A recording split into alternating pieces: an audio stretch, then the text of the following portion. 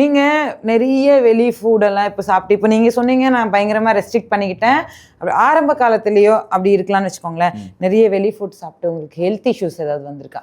Wait போட்டத தாண்டி. இல்ல. எனக்கு இப்போ வரைக்கும் கிடையாது. எனக்கு அதான் நான் உங்கள்கிட்ட சொல்லும்போதே சொன்னேன்ல, ட்ரை ஸ்ட்ரீட் ஃபுட்ஸ். ஸ்ட்ரீட் ஃபுட்ஸில ஒரே ஒரு ப்ராப்ளம் 2 ப்ராப்ளம் இருக்கு. ஒண்ணு கலர், கலர். ஒண்ணு அஜினோமோட்டோ. ஆனா நெறைய டாக்டர் சொல்றாங்கல்ல. திக்னஸ்க்கு கடலை மாவு கடலை இல்லைன்னா மாவு. மைதா மாவு. இது 3ம் பயன்படும். இத தாண்டி அவங்களுக்கு எதுவும் தெரியாது. This is the major thing. இது 3 தாண்டி அவங்களுக்கு எதுவும் தெரியாது.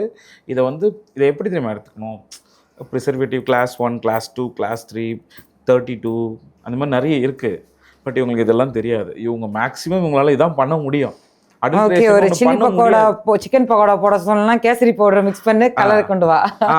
அத நான் எப்படி தெரியுமா பார்க்குறேன்? நீங்க ஒரு சில பேருக்கு இது இவ்வளோதான் அப்படின்ட்டு நான் சொல்றதா கூட ஃபீல் ஆகலாம். பட் இத தாண்டி ரொம்ப பெரிய அடல்ட்ரேஷன் இருக்கு. நீங்க பெருசா போக அதுக்கு அவனுக்கு இவனே பரவால்ல.